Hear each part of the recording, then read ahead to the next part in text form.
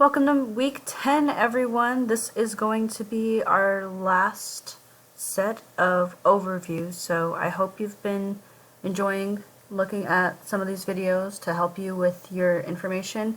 And if you're finding it for the first time, that's totally fine. I hope that you guys get through the work that you need to in the time that they are due.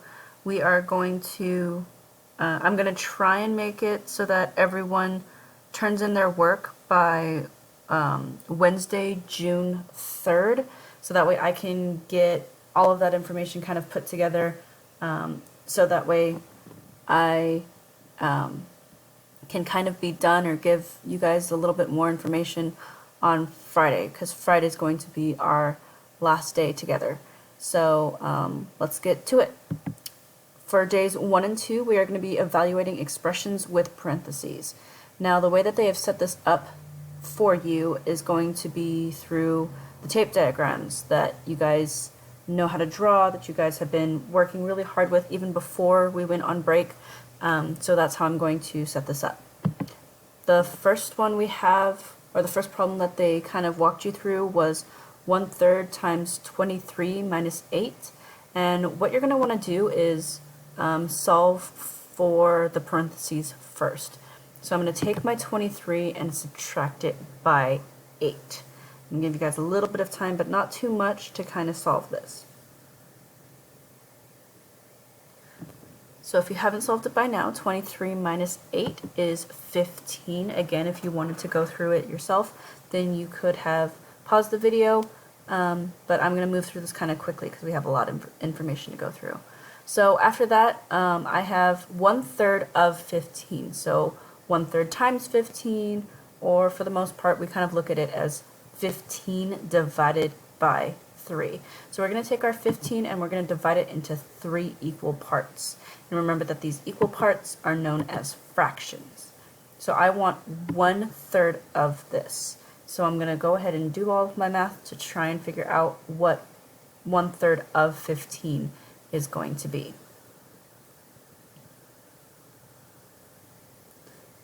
So right now I have 1/3 of 15 is equivalent to 5, and that's how I'm going to show my work for that.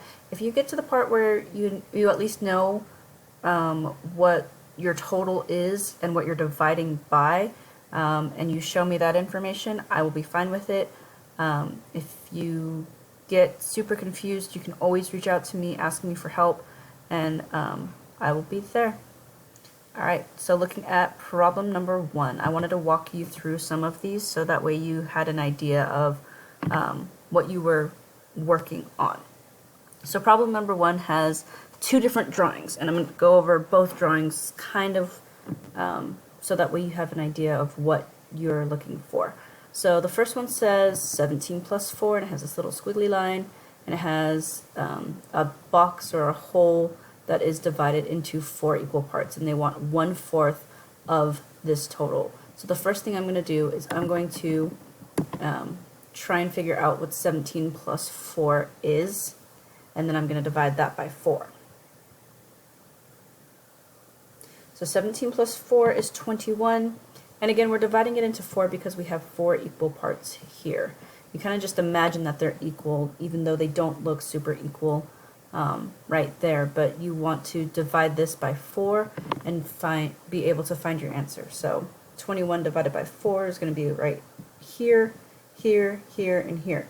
So you can either take 21 little dots and kind of distribute them equally in these spaces, or you can put 21 over 4 and kind of give me that improper fraction that you come up with at the end of each of these problems, and that would be totally fine. Okay, the next one that we're going to go over is a little bit more complicated, so I wanted to go over that. This one has a little squiggly line, but we don't know what the total is. So these little pieces are going to, I guess you're going to add them 4 times together to become our whole, or our whole piece that we're looking for. So it says, looks like we're looking at 2/4 of this entire whole, And 2 of these is going to be 4/7 plus 8/3. So what I'm going to do is I'm going to look at the information that I have, and I'm going to start there. So I'm going to take 4/7 and I'm going to add 8/3 to that. So we can't go straight across or add straight across or try and multiply them and see where it gets us, because it's not going to give us enough information. So what we're going to do first is we're going to need to get a common denominator. So looking at 7, looking at 3, I want to try and find the same amount, the same piece to add to each other, so that way I don't get confused. So it's not 7 plus 3. I have to first figure out what my common denominator is before I move on.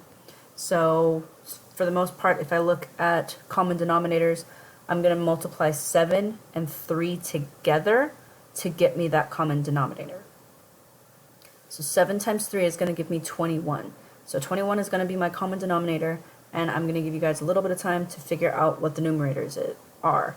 Remember that whatever you do to the bottom, which means if you're multiplying to the bottom number, that denominator, then you have to do to the top, that numerator.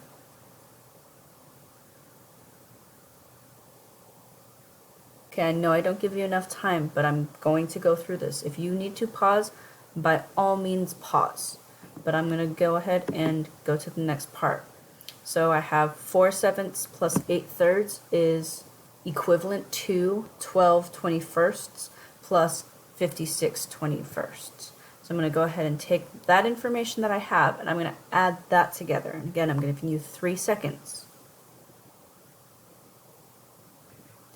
Okay, so 12/21 plus 56/21 is going to give me 68/21. So you can leave it like that if you would like, but I moved on, or I went ahead and changed it into an improper fraction for you. The way you change it into an improper fraction is you take your 68 and you divide by 21. So if you want to take the time to figure that out, I will give you 3 seconds, but make sure that you pause it, because I know you can't get through that much information in 3 seconds. So pause the video so that way I can move on when you come back. 68/21 is going to be changed into 3 and 5/21, or 21sts. Now, at this point in the problem, I got kind of, say panicked, because I looked at that information and I'm like, oh my goodness, each of these 4 little pieces needs to be added together in order to get to this question mark. And I was going to go to this next step where I was going to take this and then divide it into 2 equal parts to figure out what that was, and then it got too much. And then I looked at it and I was like, oh wait, we have 2/4 on the left hand side, we have 2/4 on the right hand side. 2/4 plus 2/4 is going to give me 4/4, or an entire whole. I could have also seen it as half. So they're asking for half of this space, or they're representing half of this space as being 3 and 5/21.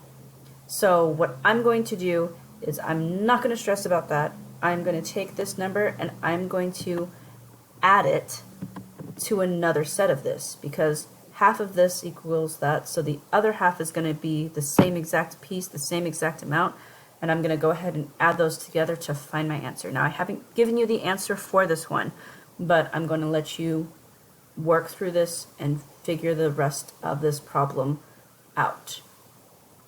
Again, if you want to pause, you can, but I'm going to move on to our next problem, and I'm not going to give you guys the answers completely for this. I've given you enough information for you to be able to solve the rest of it by yourself. Okay, so for our next problem, we have problem 1A. This one says 3/4 times 2 and 2/5 minus 5/6, which is a lot of information and a lot of steps. So I wanted to go over this one with you so you had an idea of how to solve this. And again, if you get to a point where you're where you don't understand it, or it's a lot of information, just make sure that you try and attempt it before you completely give up. So let's go over problem 1A, and I only have like 5 minutes. Okay. So the first thing that we're going to do is the stuff in the parentheses, 2 2/5 minus 5/6. Now what I'm going to do is I'm going to magically, if you will, change these into a common denominator, because we can't subtract these two using 5 and using fifths and sixths. We have to make the same number. We have to make the same denominator, the same pieces, otherwise they don't add up together. So I've converted them into 2 12/30 minus 25/30. Now again, I can't subtract 25 from 12. If 12 is my starting number, I'm not going to be able to subtract 25 from it. So what I'm going to have to do is I'm going to have to borrow, if you will, one entire whole from my 2. Now, I've gone through this a lot in some of the other videos, so if you have not checked any of those out, you're going to have to go and find them. But there's a lot of information that you can get from those previous videos about subtracting, especially numbers that are smaller than the one they're being subtracted by, and borrowing. So we have 1 42/30 minus 25/30 is going to give me an answer of 1 17/30. Now I'm not completely done with that yet, because I also have to take into account that I'm going to be multiplying by 3/4. So I'm going to do this step by step because this is a lot of information. So 3/4 is where we're starting, and I'm going to multiply that by 1 17/30. Now I haven't done this before, so what I'm going to do is I'm going to separate them out and then add them together at the end. It makes the most sense to me. So let's start with 3/4 times 1. And again, anything times 1 is going to give me the same exact information. 3/4 times 1 is going to give me 3/4. Now I'm going to take my 3/4 and I'm going to keep it in my brain as an answer. And I'm going to multiply that now by 17/30.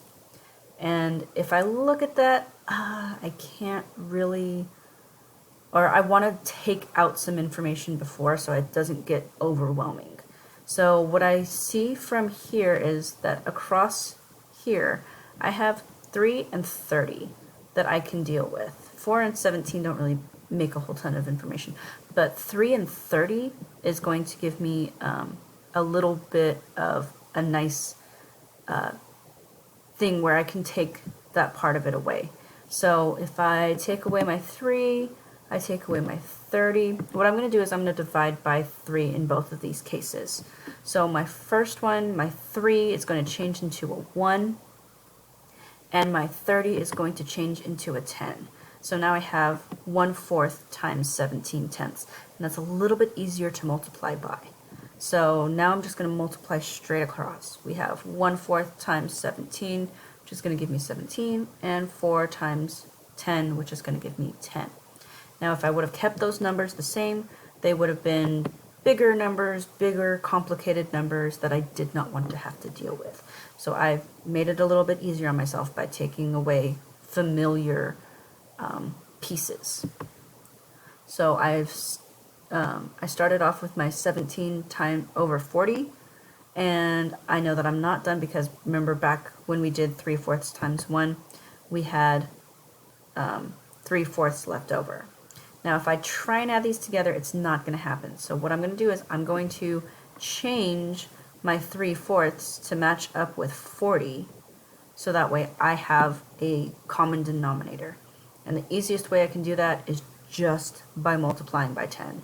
So I now have 17/40 plus 30/40, which is going to give me an answer of 47/40.